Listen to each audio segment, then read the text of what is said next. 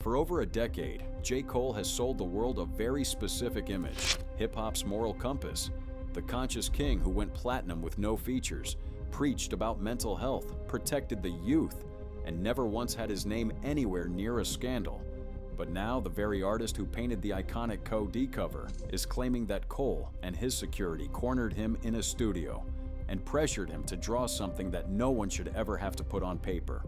Cornered by security, pressured to draw minors, from the man who built his entire brand on protecting them. And when the artist pushed back, he says Cole didn't stop. He kept going, younger and younger. And now new footage has leaked, clips, threads, and interviews that were never supposed to see the light of day, exposing a side of J. Cole that the industry tried to keep buried. Something ain't adding up, and we're about to break all of it down. A former collaborator of J. Cole just went public with allegations so disturbing, so deeply horrifying, that if even a fraction of what this man is claiming turns out to be true, Jermaine Cole's career is finished. Not on pause, not damaged, finished. We are talking about accusations of coercion, accusations involving minors, accusations that strike at the moral foundation of everything J. Cole has ever represented. And the worst part, this isn't some anonymous internet troll. This is the artist who painted the cover of COD. And it doesn't stop at horrifying, because the commentator who broke this story down laid out exactly what the stakes are for everybody involved. The man making these claims is a visual artist from Detroit, Michigan named Kamau Haroon, professionally known as 6mau. He isn't some stranger fabricating stories for clout. He is the person who physically, with his own hands, created the iconic psychedelic artwork that defined J. Cole's 2018 album, COD. He was discovered by Cole through the producer Childish Major, flown out to California, and brought into Cole's inner creative circle for what was supposed to be a career-defining collaboration. And for a brief moment, it was exactly that. In interviews at the time, Kamau described the partnership as a marriage of art and music, saying Cole gave him conceptual direction while granting him creative freedom to interpret the album's heavy themes of addiction and the destruction of youth. But that relationship disintegrated, and what Kamau is now saying happened behind those studio doors has the entire internet on fire. According to his own account, a thread he originally posted between 2018 and 2019 that resurfaced virally in February 2026 across Twitter, YouTube, and Instagram. After completing the main Co-D cover, Cole flew him to California for additional booklet illustrations. And it was during those sessions Kamau alleges that things took a deeply disturbing turn. So far, that lines up with what we already know about the timeline. Kamau did the cover, got flown out for the booklet. But here is where his story takes a sharp and deeply unsettling turn. Him and his security, in a corner, pressing him. Those are the words Kamau chose. And when asked whether he complied, his answer made the situation even more complicated. He said no, at first. But Kamau then explained how the financial dynamics of the situation left him feeling trapped. Cole was paying for his rides, his hotel, his food, everything.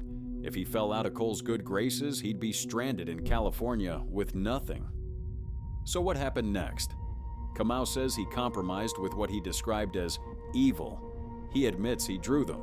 He says he tried to angle the compositions to conceal anything explicit. But the weight of what he'd done clearly stayed with him, because he then pointed directly to a specific image in the COD booklet as evidence. And when the commentator actually looked at the image Kamau referenced, his reaction was immediate and visceral. Now, when people online pressed Kamau on the specifics, did Cole ever state a particular age? His answer is where the story got murky. The commentator described it as outright double talk. So, according to Kamau, Cole never gave a number. He just kept saying younger and younger and younger until, as Kamau describes it, the implication became undeniable. But this raised an obvious counterpoint from viewers. That's a fair question. If no specific age was ever stated, how do you prove the intent? And that is precisely where J. Cole's fan base mounted one of the most organized counterattacks we've seen on social media in recent memory. Because a community note was added to Kamau's original tweet, and what it said was devastating. Not to Cole, to Kamau, But the community note didn't stop at calling it fake. It went further, citing Kamau's own contradictions. Read that carefully. Kamau himself had previously and publicly claimed complete creative freedom over all code artwork, meaning if anyone directed those illustrations, it was him, not Cole, and the same type of imagery already existed within his own personal art portfolio. If this art constitutes what he's alleging, then he himself is equally implicated. The commentator's reaction was blunt, and the damage to Kamau's credibility kept compounding. Cole's fans dug through his timeline and surfaced posts that painted the picture of someone with a deeply troubled relationship with the truth. He had previously claimed he had Lil Nas X and J. Cole recording together wearing interconnected do-rags, something that verifiably never happened. He also posted that he stripped J. Cole naked and handcuffed him to a radiator on a cold tile floor. The commentator didn't even entertain it. So if he's clearly lying about kidnapping Cole, how can anyone take the rest at face value? That's exactly what Cole's defenders argued. But Kamau's supporters fired back. If it's all lies, why hasn't Cole sued? And underneath all of this sat a motive that many people believed explained everything. Because before Kamau ever mentioned those studio sessions, he'd already publicly aired a grievance about money. In 2019, he accused Cole and Dreamville of using his artwork on tour merchandise without permission, despite what he says was a verbal agreement limiting use to the booklet. He wrote, "I did all the creative direction for the COD album, and he told me my work was only going to be used for the booklet art, only to turn around and make merchandise illegally with my art behind my back and profit majorly off of while on tour. Fuck him." And one commentator laid out the potential motive in plain language. But the resentment, according to this theory, came from what happened after. A disgruntled former collaborator who felt financially exploited and never worked with Cole again. That's the profile his detractors were building. But whether these allegations are the ravings of a bitter ex-employee or a genuine cry for accountability, one thing is certain. They have attached themselves to J. Cole's name in 2026, and they are not going anywhere, especially when they landed at the exact same moment as a series of other controversies that were already chipping away at his carefully curated image. And that is precisely where we go next. These allegations from Kamau Haroon didn't surface in a vacuum. They didn't arrive during some quiet period in J. Cole's career when nobody was paying attention. No. They landed at what might genuinely be the single most turbulent and scrutinized moment in the man's entire public life. A moment when every single aspect of his carefully constructed persona, from his humility to his authenticity to his actual verifiable streaming numbers, was already being called into question from multiple directions simultaneously. It was as if the universe had decided that February 2026 was the month that every crack in the foundation of J. Cole's image would be exposed to daylight all at once. Let's set the stage properly, because the context here matters enormously. On February 6, 2026, Cole dropped The Fall Off, positioned emphatically as his final studio album, The Grand Farewell, the definitive swan song to a career that has spanned over a decade of cultural dominance. A sprawling 21-track, 101-minute double disc that debuted at #1 on the Billboard 200 with a staggering 280,000 equivalent album units. We're talking 113,000 pure album sales, roughly 169.5 million on-demand streams, and over 35 million first-day Spotify streams alone. The second biggest album debut of the entire year. All 21 tracks debuted simultaneously on the Hot 100, pushing Cole past 100 career chart entries and making him just the 22nd artist in Billboard history to reach that milestone. By every conceivable commercial metric, the album was an undeniable triumph. But it was the rollout that truly made headlines. Cole loaded up a 1996 Honda Civic, the same model he says was his very first car, and hit the road on the trunk sale tour, selling physical copies directly out of the trunk, city by city, like an unsigned artist with nothing but a dream. The vinyl sales pushed him to #1 on Billboard's vinyl albums chart for the first time in his career. Hundreds of fans showed up at every stop. Industry watchers called the direct-to-consumer model revolutionary. It was, on paper, the most authentic promotional campaign hip-hop had ever seen. And then, the Civic broke down. Somewhere between cities, that aging 1996 engine finally surrendered. Cole switched to a Sprinter van to continue, but the damage to the narrative was already done. For a growing number of people watching, that mechanical failure became a metaphor for something they'd been suspecting all along, that Cole's humility was a costume. And nobody articulated that suspicion with more gleeful venom than Joe Budden. Budden was not hiding a single ounce of his satisfaction, but he wasn't done. He laid into the entire concept of the tour with surgical precision. He called it performative and fake humble, arguing passionately that a man worth tens of millions of dollars choosing to drive a 30-year-old car across the entire country wasn't authenticity. It was carefully choreographed theater, designed to manufacture relatability with an audience that Cole no longer shares any material reality with. And when Cole tweeted that he was disappointed about the breakdown and would just switch to a Sprinter van to continue the tour, Budden seized on that admission like a prosecutor finding the murder weapon. And when Cole's fans rallied, showing footage of him at the mechanic shop getting the Civic repaired while hundreds of supporters gathered outside, Budden didn't back down.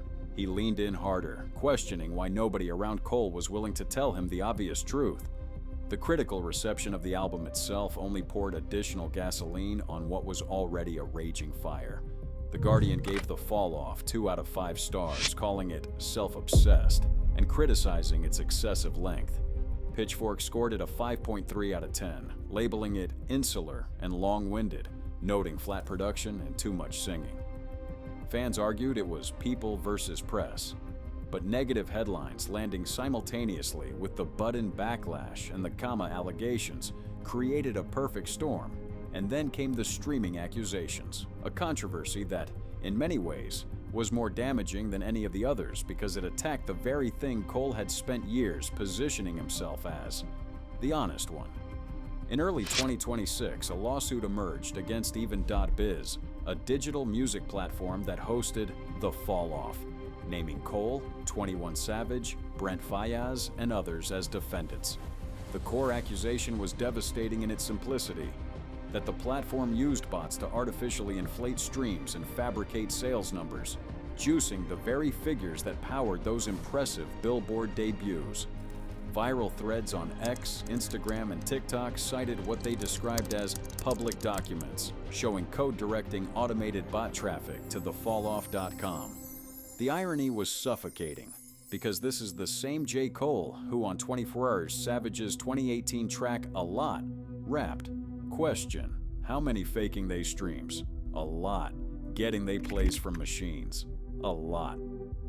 The same Cole who on his 2026 birthday Blizzard EP doubled down with, that mean the bots is boostin'. The man who spent years calling out fake numbers was now being accused of benefiting from the exact same practice. Defenders raised valid and reasonable counterpoints. They argued that Even.biz didn't sell the album directly, it functioned purely as a promotional access tool, and that the overwhelming majority of units came from verifiable physical trunk sales and organic streaming. The lawsuit targets the platform and its operators, not Cole as an individual. And as of late February 2026, no concrete evidence has led to formal charges against Cole personally. But when you have spent the better part of a decade constructing your entire brand around being the one artist in the industry who does things the honest, organic, no gimmicks way, even the mere appearance of hypocrisy inflicts a kind of reputational damage that no first-week sales number can repair. Meanwhile, Cole's own lyrical choices on his 2024 mixtape, Might Delete Later, were still actively generating heat and controversy of their own. The track Pie featured, "Is she a lesbian or she a tourist?" which critics labeled dismissive of queer identities. But it was another bar, dissected publicly by DJ Academics, that drew accusations of targeting Kendrick Lamar's family. The panel confirmed what the internet had already concluded about that line's target. And Academics' co-host raised a point that made the entire thing feel even more calculated and deliberate. The song in question featured Absol, who was formerly signed to Kendrick's own label, TDE. So the picture in February 2026 was complete and utterly damning.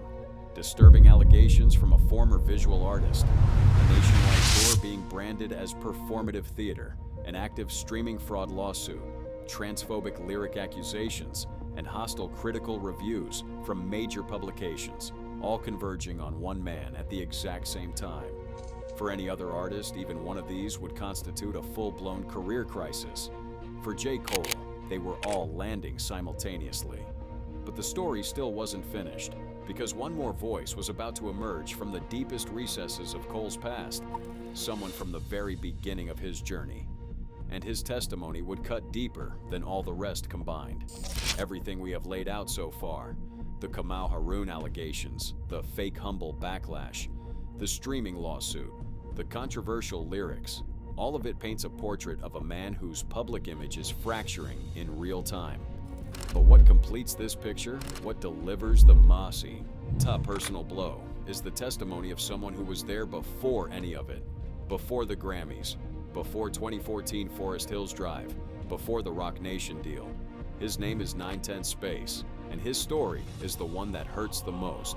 For context, 910 Space is widely believed to be the person J. Cole targets on verse 3 of Poor Thing from The Fall Off. When journalist Jay Nolan sat down with him for an extended interview, Space laid out a history that directly contradicts the loyalty Cole has always projected. Nolan had been investigating who Cole was addressing on that track, and all his research pointed to one man. According to Space, he is the person who took J. Cole down to Baseline Studios back in 2006, the legendary recording space that gave Cole his very first real industry opening, the opportunity that eventually paved the road to Roc Nation. That's not a footnote. That's the foundation stone of everything Cole's career became. And Space wasn't just making introductions. He was putting himself on the line physically. He describes a night when local guys showed up deep to a venue where Cole was present, creating a volatile, genuinely dangerous situation. It was Space who stepped between them. He diffused a situation that could have ended Cole's career before it started.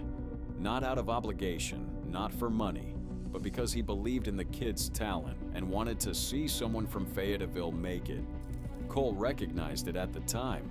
Space recounts Cole telling him directly, with what felt like genuine sincerity and gratitude. Yo, I appreciate you, nigga, for everything you're doing. You're a real one. Those words meant something. They weren't throwaway pleasantries. They were acknowledgments of a debt. They created an expectation that this loyalty, this protection, this willingness to put his own safety on the line would be reciprocated when the time came. But then, gradually and systematically, as Cole ascended higher and higher through the ranks of the music industry, surrounding himself with professional security teams and label infrastructure, the communication dried up entirely. Cole's management team stopped returning phone calls. Promises about a potential Dreamville signing, promises that had been made face-to-face, man-to-man, evaporated into thin air like they had never been spoken. Space says he was reduced to literally pulling up on Cole at live shows, uninvited, unannounced, without clearance, just to secure a direct conversation with the man whose entire career trajectory he had helped set into motion all those years ago. The first time he pulled up, Cole acknowledged the disconnect. "Take down my number and talk directly to me." Don't talk to these niggas. I'm gonna sign you over here to Dreamville. But when Space showed up a second time, in Greensboro, what happened was the final straw. Security moved to pat him down, but Cole intervened, called Space Family to his own team's face. Cole called him family, told security to stand down, invited him in, and then made one final promise. Space did what he was told. He sat with the family section. He watched the entire show, and when it ended, he waited for Cole to come back and lock things in, just like he said he would. Cole performed his entire set and left the building. Didn't come back, didn't call, nothing. And that, Space says, is the moment he stopped waiting and started speaking. Space's story also connected to another buried chapter of Cole's Fayetteville history, the situation with Tank Tyler, who dissed Cole publicly around 2013, and allegedly backed it up with real-world consequences. So now step back and absorb the full picture. In February 2026, J. Cole is simultaneously facing a former artist accusing him of coercing disturbing artwork involving minors. Allegations widely circulated, but significantly debunked by his fan base. A streaming fraud lawsuit tied to Even Biz that contradicts years of his own anti-bot lyrics. A trunk sale tour branded Fake Humble by Joe Budden, and a man from his own hometown exposing a nearly 20-year pattern of broken promises. And through all of it, every single one of these converging crises, silence. Complete and utter silence. J. Cole has not directly addressed any of it. Not the Kamau allegations when they first surfaced in 2018, not their explosive viral resurgence in 2026, not the streaming fraud lawsuit, not the confrontation from 910 Space, not Joe Budden's public dismantling of his tour. He has maintained a quiet, deliberately clean public image centered on social justice, mental health advocacy, and family life. His supporters call it dignity, maturity, the behavior of a man who refuses to engage with noise beneath him. His critics call it cowardice, the strategy of a man who knows that any answer he gives will only create more questions. And one commentator offered advice that cuts directly through both of those interpretations. Because the logic is airtight. If the allegations are lies, silence only feeds the doubt. Sue him not for money, sue him for something far more valuable. And if Cole chooses to stay silent, the commentator explained exactly where that leads. That question will follow Cole for as long as he refuses to answer it. And all of this unfolds in the shadow of his 2024 public apology to Kendrick Lamar when he pulled 7-Minute Drill from streaming and called it the lamest shit I ever did. That retraction told the culture something critical.